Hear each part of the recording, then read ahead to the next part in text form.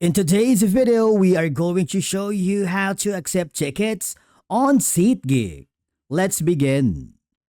I received a ticket, which is a basketball game between Los Angeles Lakers versus New York Knicks, happening on February 1st, 7 p.m. at Madison Square Garden.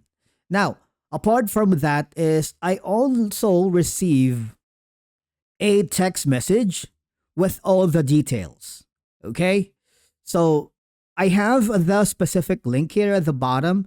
And if you receive something like this, you can simply click that link and it will direct you to the SeatGeek. But you want to make sure that you have an account on SeatGeek because it would not open if you don't have an account yet. All right. And matter of fact, I also have an option here from an email to accept the transfer.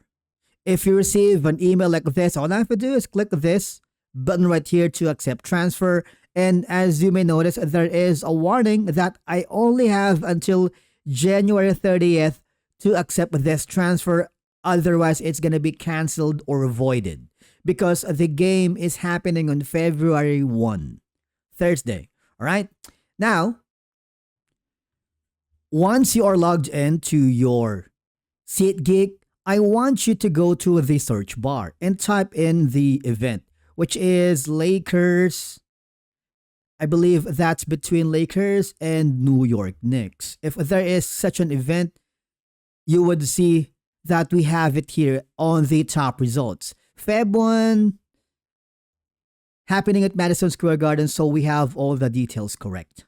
Okay? Now, all I have to do is super simple. Of course, I have one ticket that was given to me, and you just have to find the correct section, row, and seat. Okay?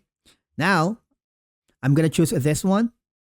And then all I have to do is go to the checkout process. Why? Because at the last part here, if you have the ticket with you, at the bottom, there is the add a promo code. Since you receive the ticket already, it must have the promo code with you. And all I have to do is type in the promo code. For example, we're going to type in this and click the add button. And of course, once you've done that, the tickets will be added to your account. Okay? It's super simple. You can also click the add tickets here, all right, and use any of the following section if you want to sell it to a person if you're not attending, and you can do a lot more. But basically, that's it for today's video on how to accept tickets on SeatGeek. Thank you so much for watching. We will see you again in the next video.